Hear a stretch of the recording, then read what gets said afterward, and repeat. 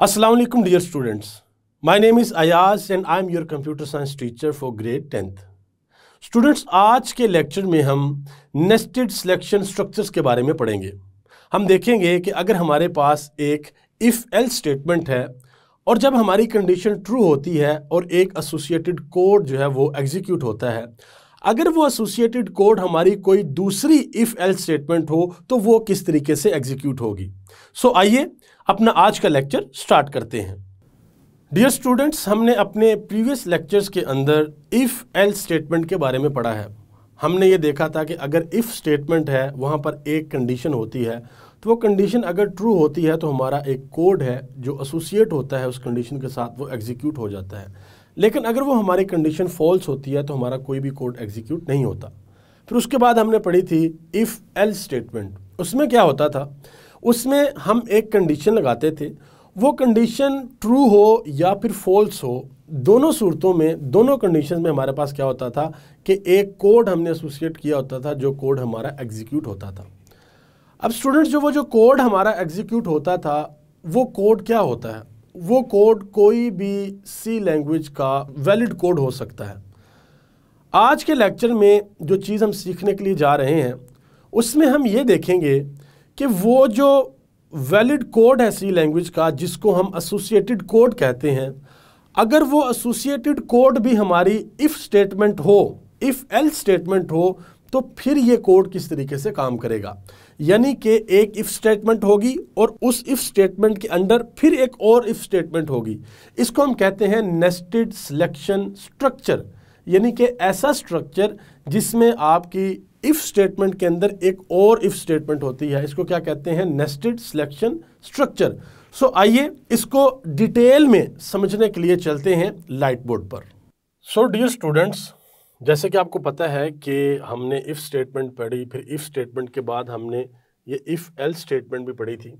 If else statement में क्या होता था कि अगर कंडीशन हमारी ट्रू होती है तो एक स्टेटमेंट जो है वो एग्जीक्यूट हो जाती थी, और अगर हमारी कंडीशन फॉल्स होती है तो फिर भी हमारी एक स्टेटमेंट जो है जो कि एल्स में थी वो एग्जीक्यूट हो जाती थी।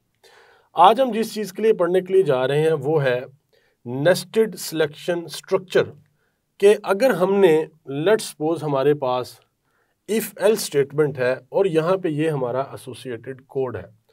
अभी तक जितने भी हमने एसोसिएटेड कोड की एग्जांपल्स देखी हैं, हमने क्या किया है कि हमने एसोसिएटेड कोड में या तो हमने प्रिंट एफ का फंक्शन यूज़ करते हुए कोई वैल्यू प्रिंट करवा ली है, या हमने ये किया है कि हमने मल्टीपल जो स्टेटमेंट्स हैं हमारी उनको हमने प्रिंट करवाया है। और आपको पता है कि अगर हम इफ स्टेटमेंट यूज़ कर रहे हैं, यहाँ पे हमारी कंडीशन होती है, और अगर हमारी जो एसोसिएटेड कोड है वो अगर मल्टीपल स्टेटमेंट्स हों तो उसके लिए हम क्या करते थे, उसके लिए हम करली ब्रैकेट इस्तेमाल करते थे। और ये जो हमारा सेक्शन है इसको हम क्या कहते थे, या हम इसको ब्लॉक कहते थे या इसको कंपाउंड स्टेटमेंट कहते थे। ये इफ का था और फिर इसके नीचे क्या आता था, एल्स आता था। इस तरीके से एल्स में भी अगर हमारी मल्टीपल स्टेटमेंट है तो उनको भी हम क्लोज कर लेते थे अपनी करली ब्रैकेट्स के साथ।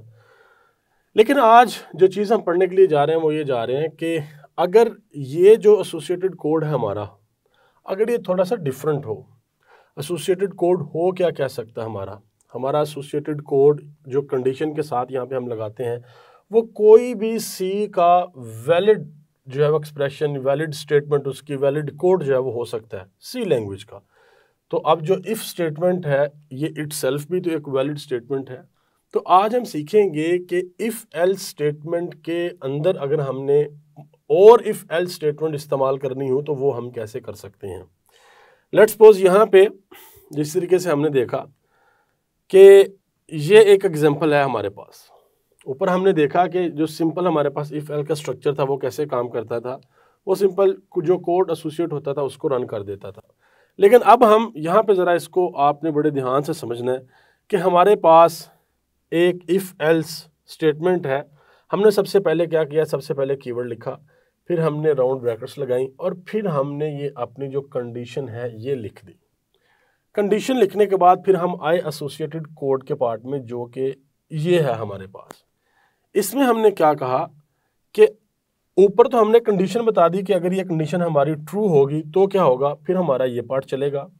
अगर ये हमारी कंडीशन फॉल्स होगी फिर क्या होगा, फिर हमारा ये वाला पार्ट चलेगा, यानी कि एल्स का पार्ट चलेगा। बट इसमें हमने ये कहा है कि ये जो पार्ट हमारा चलेगा, इस पार्ट के अंदर भी हमारी इफ की कंडीशन है, इफ की स्टेटमेंट है। तो जब हम इफ स्टेटमेंट को with an if statement use करते हैं तो उसे हम कहते हैं नेस्टेड सिलेक्शन स्ट्रक्चर, यानी कि आपका ऐसा स्ट्रक्चर जो कि एक स्टेटमेंट यानी कि ये इफ स्टेटमेंट है, इसके अंदर भी आप जो एसोसिएटेड कोड है आपका, उसमें भी आप क्या कर रहे हैं, उसमें भी आप इफ स्टेटमेंट यानी कि एक सिलेक्शन कंट्रोल स्टेटमेंट जो है वो इस्तेमाल कर रहे हैं। तो इसको हम क्या कहते हैं, नेस्टेड सिलेक्शन स्ट्रक्चर। इसको ज़रा थोड़ा सा और डिटेल के साथ समझने की कोशिश करते हैं कि और डिटेल इसकी क्या हो सकती है। आइए इस पार्ट को देखते हैं। ये जो पार्ट हमारे पास इतना, पहले इसको समझते हैं। इसको पहले सेपरेट करते हैं कि इसके पार्ट्स कौन कौन से हैं। सबसे पहले तो इसका ये पार्ट है इफ़, और हमारे पास इफ़ और एल्स है। और ये वाला जो कोड है ये एसोसिएटेड कोड है अगर हमारी कंडीशन ट्रू होती है, और ये वाला जो कोड है ये एसोसिएटेड कोड है अगर हमारी कंडीशन फॉल्स होती है। अभी आप फिलहाल ये ना देखें कि इस कोड के अंदर हमने लिखा क्या, इसको हम समझते हैं, जो कि थोड़ा सा हमने यहाँ पर भी समझा है। यहाँ पर क्या होगा, अगर हमारी ये कंडीशन ट्रू होगी तो क्या होगा, इस कंडीशन के ट्रू होने पे हमारा जो ये कोड है ये एग्जीक्यूट हो जाएगा। अब इस कोड के अंदर क्या है वो एक अलग बात है। उसके बाद अगर हमारी कंडीशन फॉल्स होगी तो क्या होगा, फिर हमारा ये वाला जो कोड है या ये स्टेटमेंट है जो ये एग्जीक्यूट हो जाएगी। अब ये तो बड़ी सिंपल सी बात है इफ एल्स स्टेटमेंट में कि अगर हमारी कंडीशन ट्रू है तो लेट्स सपोज ये ए सेट ऑफ इंस्ट्रक्शन है ये एग्जीक्यूट हो जाएगा, और अगर कंडीशन फॉल्स है तो ये बी सेट ऑफ इंस्ट्रक्शन है ये एग्जीक्यूट हो जाएगा। ये तो बड़ी सिंपल सी बात है, ये हमें समझ आ गई। लेकिन अब हमने ये देखना है कि ये जो ए सेट ऑफ इंस्ट्रक्शन है इसके अंदर क्या है। इसके अंदर दोबारा हमने क्या किया, एक और कंडीशन लगाई जो कि हमारी सेकंड कंडीशन है, और हम ये कहते हैं कि अगर हमारी ये कंडीशन ट्रू होती है, ये कंडीशन हमारी अगर ठीक होती है, तो फिर जो फाइनली जो हमारा एसोसिएटेड कोड होगा वो ये वाला होगा, ये कोड हमारा जो है एग्जीक्यूट होगा। ये पार्ट है अगर हमारी कंडीशन ट्रू होती है। ये वाली कंडीशन जो पहली कंडीशन है ये अगर ट्रू होती है तो फिर हमारा ये वाला कोड चलेगा, ये इतना कोड, और इसके अंदर भी अगर ये कंडीशन ट्रू होती है तो फिर हमारा ये वाला कोड जो है वो एग्जीक्यूट होगा। अब लेट्स सपोज कि ये जो कंडीशन है हमारी ये ट्रू नहीं है, ये कंडीशन हमारी फॉल्स है। कंडीशन हमारी फॉल्स होगी तो फिर क्या होगा, फिर हमारा प्रोग्राम आएगा यहाँ पर और ये जो हमारे पास कोड है इसको एग्जीक्यूट करेगा। अब देखें कि इस कोड के अंदर फर्दर फिर क्या है, फर्दर इसके अंदर इफ स्टेटमेंट है। अब हमने ये कहना है कि अगर ये स्टेटमेंट ट्रू नहीं है, फॉल्स है, तो फिर क्या करो, फिर ये वाला जो कोड है इसको एग्जीक्यूट कर दो, और इस कोड के अंदर भी अगर ये 3 कंडीशन ठीक है तो फिर ये वाला कोड जो है वो इसको क्या करना है, इसको एग्जीक्यूट करना है। अब कंडीशन या तो हमारी ट्रू होगी या कंडीशन हमारी फॉल्स होगी। अगर हमारी कंडीशन ट्रू होगी तो ये वाला कोड एग्जीक्यूट हो जाएगा, और अगर हमारी कंडीशन फॉल्स होगी तो हमारा ये वाला कोड एग्जीक्यूट हो जाएगा। बट इसमें एक बात आप याद रखिएगा, इसमें कंडीशन फिर आपकी दोनों कंडीशन चेक होगी, ये कंडीशन भी चेक होगी, ये कंडीशन भी आपकी चेक होगी। फिर उसके बाद इसके साथ ये कंडीशन अगर फॉल्स है तो ये कंडीशन भी ये कंडीशन फॉल्स होनी चाहिए, और यहाँ पर इस कोड को चलने के लिए ये कंडीशन ट्रू होनी चाहिए। अब इसी कोड का फर्दर आगे एक पार्ट हमारे पास ये है। मजीद इसको अच्छे तरीके से अंडरस्टैंड करने के लिए इसको भी हम अब समझने की कोशिश करते हैं कि ये पार्ट हमारा क्या है। अब ये वाला जो पार्ट है ये बेसिकली इसकी फर्दर डिटेल है, इसको हम समझते हैं। अगर हमारी पहली कंडीशन ठीक है तो हमारा ये वाला कोड चलेगा, ये कोड हम इसको ए का नाम दे देते हैं। अगर हमारे ये वाला कोड हमारा कहाँ तक है, ये कोड हमारा आएगा यहाँ तक, यहाँ तक, ये यहाँ तक हमारा कोड है, ये वाला पार्ट हमारा चलेगा। और अगर हमारी कंडीशन जो है वो ट्रू नहीं है, अगर हमारी कंडीशन फॉल्स है, तो फिर क्या होगा, फिर हमारा ये जो पार्ट है ये एग्जीक्यूट होगा, इसको हम बी का नाम दे देते हैं। अब इसको हम अंडरस्टैंड करने की कोशिश करते हैं कि अगर हमारी कंडीशन 1 ट्रू है तो क्या होगा, फिर हमारा जो ए पार्ट है, जो ए का जो सेट ऑफ इंस्ट्रक्शन है ए, ये एग्जीक्यूट हो जाएंगी। और अगर हमारी कंडीशन फॉल्स है तो क्या होगा, फिर जो बी पार्ट है ये एग्जीक्यूट हो जाएगा। अब ए को और बी को सेपरेट सेपरेट समझने की कोशिश करते हैं कि ये किस तरीके से एग्जीक्यूट होंगे। अब कंडीशन अगर ट्रू होती है तो कौन सा कोड एग्जीक्यूट होगा, हमारा ए कोड एग्जीक्यूट होगा। अब ए के अंदर हम आते हैं फर्दर। कंडीशन 1 ट्रू हुई, हम यहां पर आ गए और यहां पर आके हमने देखा कि इफ कंडीशन 2 इज ट्रू, कि अगर कंडीशन 2 ट्रू होती है तो क्या होगा, ये वाला कोड एग्जीक्यूट होगा।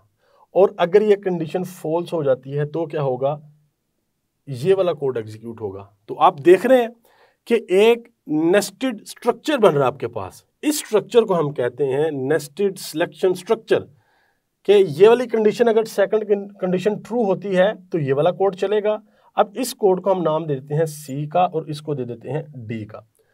अगर सेकंड कंडीशन ट्रू होती है तो हमारा कोड जो है वो कौन सा चलेगा, हमारा कोड चलेगा सी पार्ट। और अगर ये कंडीशन फॉल्स हो जाती है तो फिर हमारा कोड कौन सा चलेगा, डी पार्ट।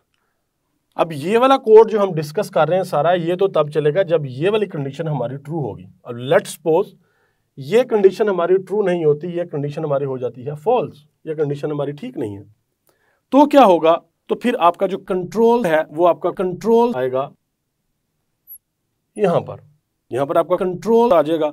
और यहां पर आके क्या होगा कि ये वाला जो कोड है आपका, ये वाला कोड, ये आपका कोड एग्जीक्यूट हो जाएगा।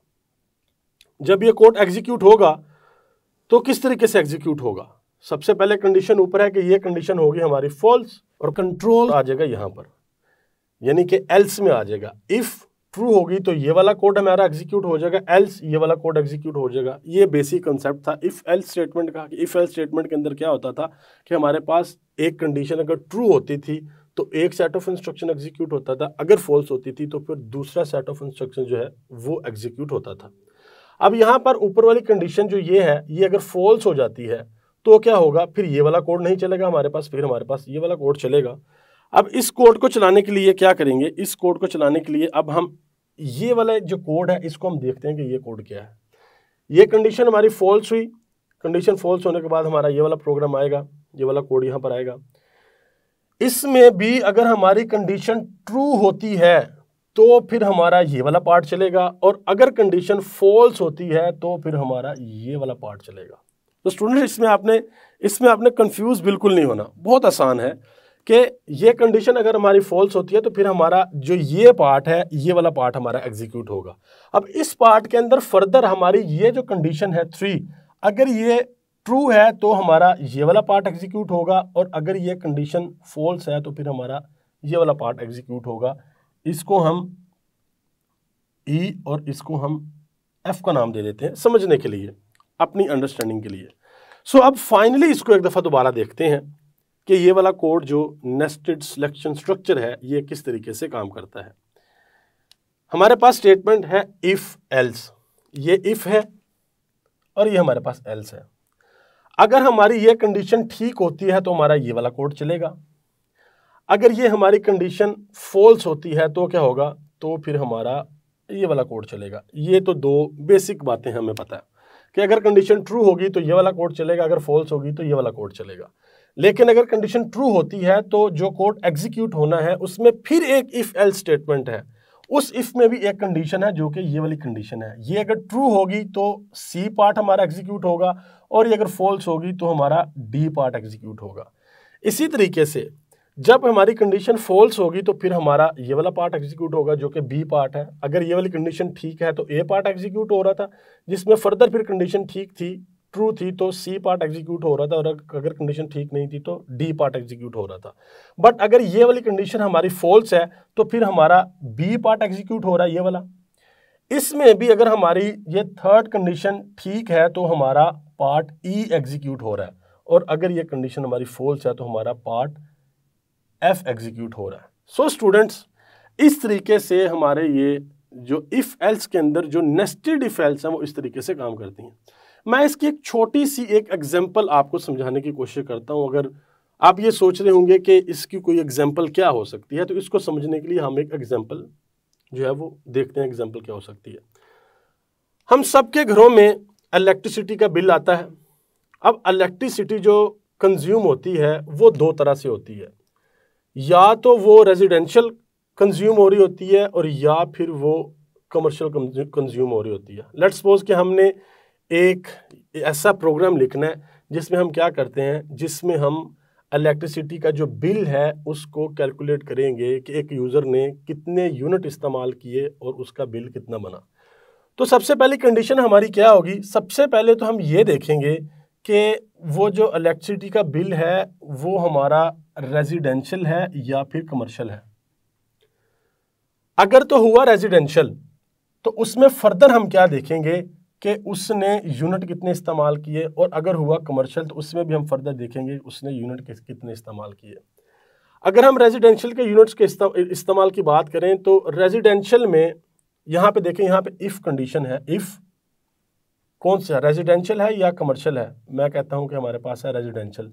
रेजिडेंशियल में फर्दर आगे एक कंडीशन है कि उसने यूनिट कितने इस्तेमाल किए। अगर उसने 200 यूनिट इस्तेमाल किए तो उसको कॉस्ट पड़ेगी 12 रुपये, यानी कि 12 रुपीज़। अगर उसने यूनिट जो है वो 200 इस्तेमाल किए लेकिन 400 से कम किए तो उसमें उस कॉस्ट पड़ेगी 15 रुपीज़। अगर यूनिट जो है वो 400 से ज़्यादा है तो फिर जो कॉस्ट पड़ेगी वो कितनी पड़ेगी, 20 रुपीज़। ठीक है। ये अब इफ़ अगर ये हमारी कंडीशन आर ट्रू होती है तो इसके अंदर फर्दर हमारी कितनी इफ़ चल रही है, हमारी ये 1 2 3 स्टेटमेंट, ये 3 कंडीशन हमारी चल रही हैं। बिल्कुल इसी तरीके से अगर हमारी कंडीशन ये ट्रू है और ये वाली ट्रू नहीं है तो फिर हमारी इसी तरीके से 3 कंडीशन होंगी कि कमर्शियल में 200 यूनिट का क्या रेट है और 200 प्लस और 400 से कम का क्या रेट है और 400 प्लस का क्या रेट है। स्टूडेंट्स, हम अपने नेक्स्ट लेक्चर में, ये हमारी एक कोड एग्जाम्पल है, हमारी बुक के अंदर एक प्रोग्राम है, हम इसको रिजोल्व भी करेंगे और फिर प्रैक्टिकली ये जो आज हमने नेस्टेड सिलेक्शन स्ट्रक्चर पढ़ा है इसके बारे में भी हम देखेंगे कि ये किस तरीके से काम करता है। सो आज के इस लेक्चर में हमने प्रॉपर सीखा है कि if statement with in if statement किस तरीके से काम करती है। मैं उम्मीद करता हूँ कि आपको आज का लेक्चर सही से समझ आया होगा। सो डियर स्टूडेंट्स, ये था हमारा आज का लेक्चर जिसके अंदर हमने ये सीखा कि नेस्टेड सिलेक्शन स्ट्रक्चर्स क्या होते हैं, और हमने ये देखा कि इफ़ एल्स जो हमारी स्टेटमेंट है, जब यहाँ इस पे हम कोई कंडीशन अप्लाई करते हैं और जो हमारा एसोसिएटेड कोड होता है वो भी अगर कोई इफ़ स्टेटमेंट हो तो उसको हम किस तरीके से एग्जीक्यूट करते हैं। मैं उम्मीद करता हूँ कि आपको आज का लेक्चर सही से समझ आया होगा। जल्द मिलते हैं अपने नेक्स्ट लेक्चर में, तब तक के लिए अल्लाह हाफिज़।